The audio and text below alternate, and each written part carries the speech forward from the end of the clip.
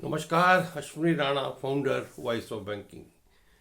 आज हम देखते हैं कि रोज कोई ना कोई फ्रॉड हो जाता है और लोगों का जो पैसा है वो फ्रॉड में अकाउंट से चला जाता है, डिजिटल अरेस्ट से चला जाता है।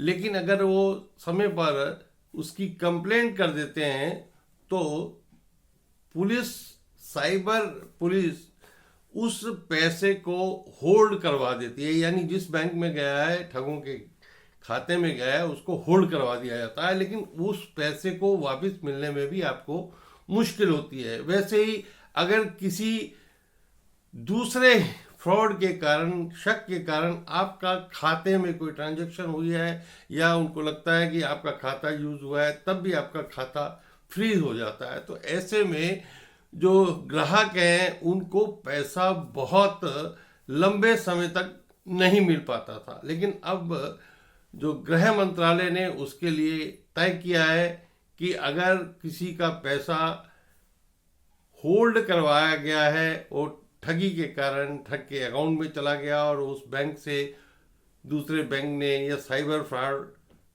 पुलिस ने उसको होल्ड करवाया, तो 90 दिन में वो पैसा आपको देना होगा। वैसे ही अगर आपका पैसा आपके खाते में कोई आया और शक है कि भाई वो किसी फ्रॉड में इन्वॉल्व था आपका खाता, और बाद में आप उससे बरी हो जाते हैं, पुलिस जांच में आप उसमें के ऊपर कोई आरोप नहीं है, तब भी आपको 90 दिन के अंदर वो खाता जो है आपका फ्रीज को हटाना होगा।